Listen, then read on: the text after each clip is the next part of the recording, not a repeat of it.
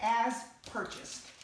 But I purchased it quite a while ago, and it's aging. And as white pumpkins age, they turn yellow, and they're not as pretty.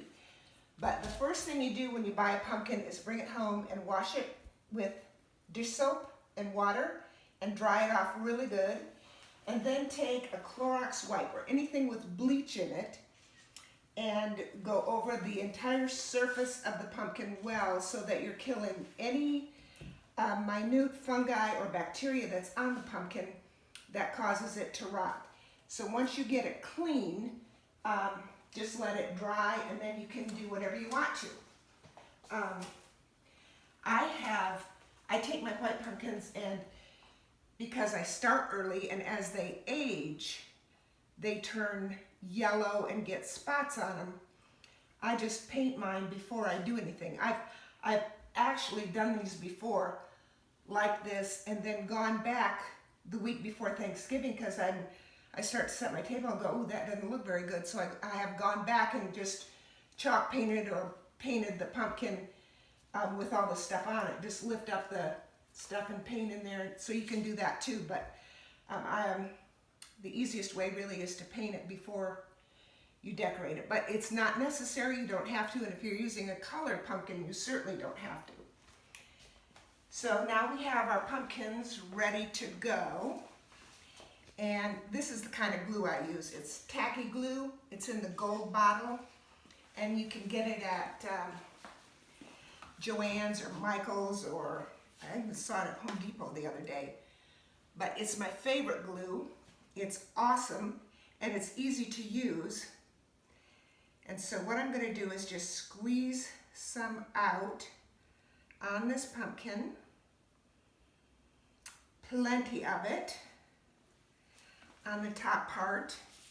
And there's no science to this. It's just providing some stabilization for what you're going to put on.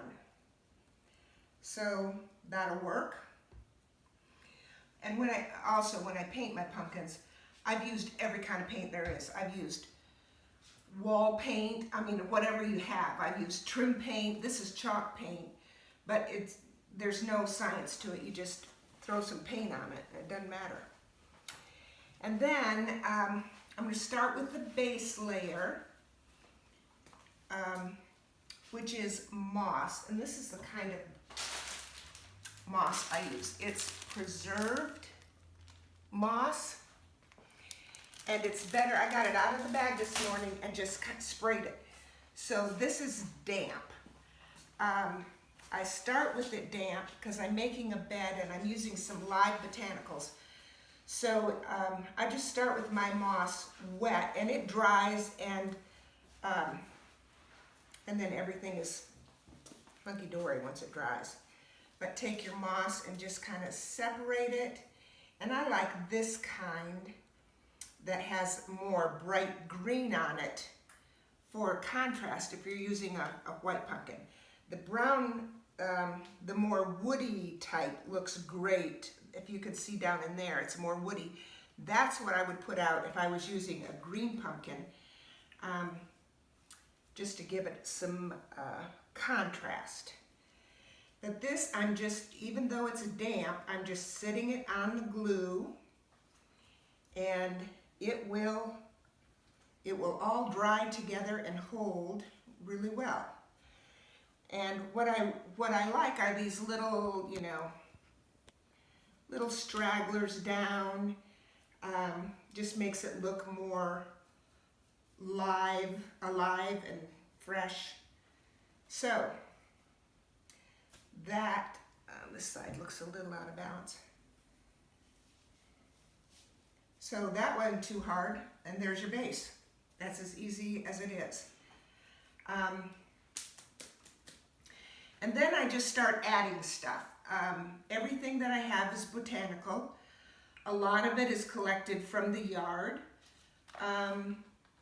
This is just an old stick, and it's got some moss on it, and it just looks great, just this way. And I might put some glue in here just to help stabilize it. along there, and then just lay that in there. So I'm starting with some longer things first, and then, so these interesting little things are, these are out of the yard.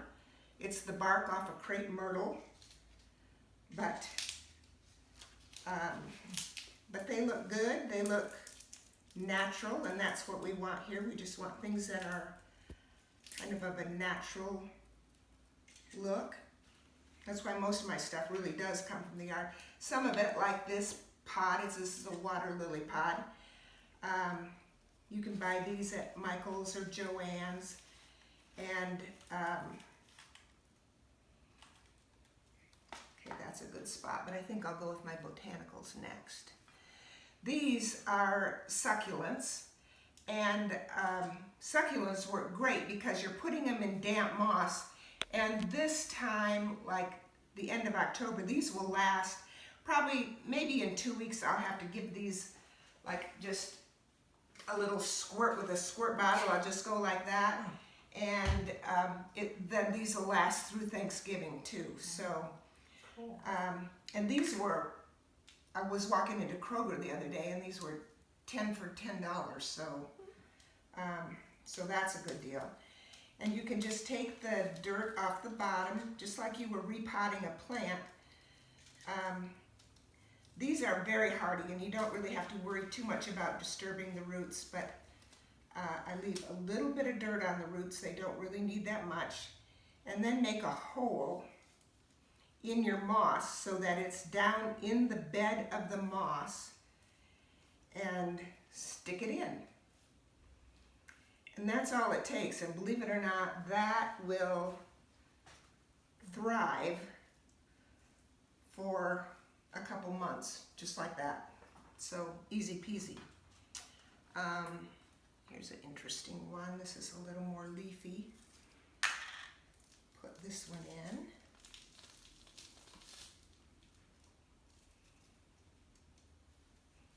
Over here. Again, tuck it, make a hole in your moss and tuck it in there and stick it down, and it is good to go. Then I'll use one more over here.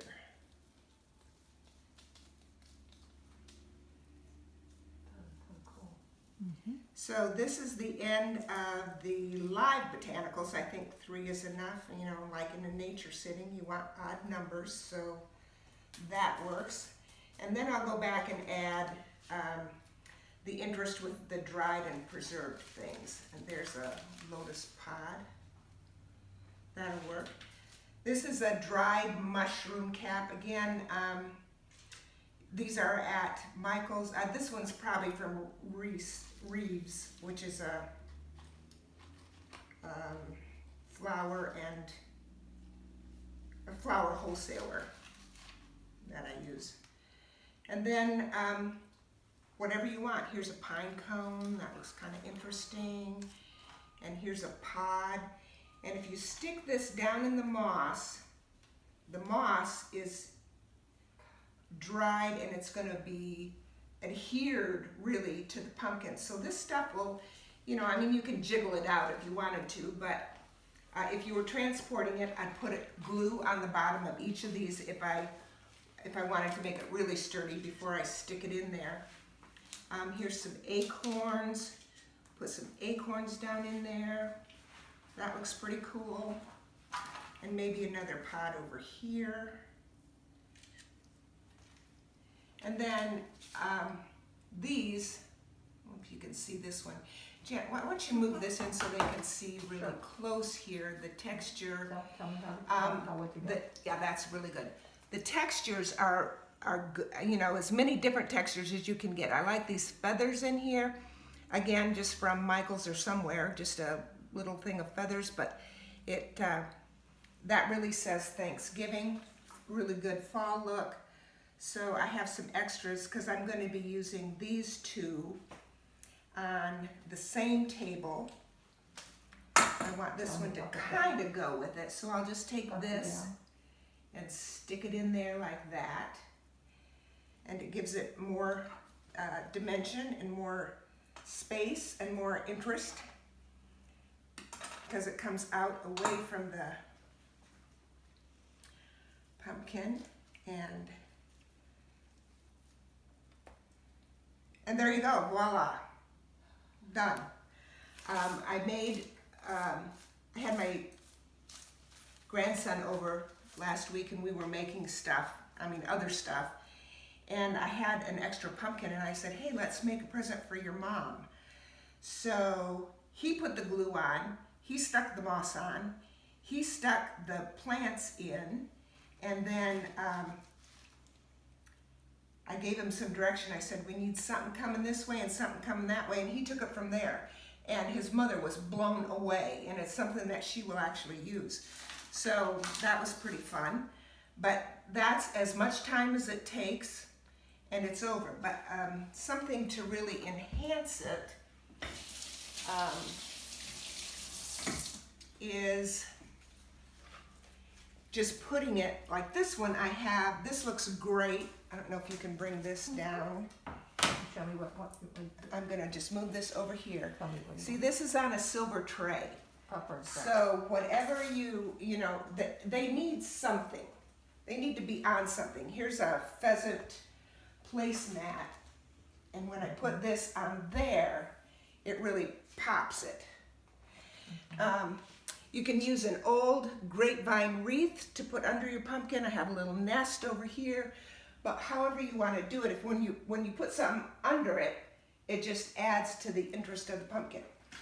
So go out in your yard and collect some stuff. I've used the dead leaves of a daylily. Those are long and kind of strawy looking, and you can just loop them around. They look great in here too. But anything natural, anything botanical, 20 minutes later and you're done. I've taken classes on this. I've taken several classes, and a lot of people will tell you, the first time I took a class in a pumpkin botanical, they took a liner, on the bottom of a plant, a plastic thing, and had you cut a hole in it, stick it down in there, and then put dirt in it, and put your plant. It was just crazy. You don't need all that. Honestly, these last for a couple months. And when these get dry looking, don't overwater them. That's the worst thing you can do. But when they get really dry looking, just take a squirt bottle, squirt, squirt, and your succulents are fine, and everything else is going to last forever. And then this is really easy for next year because you just pull off the stuff you like and pitch everything else, and you're done. And I have a little Ziploc bag about this stuff, about this big, and that's all I have to store. And there's my fall decorations.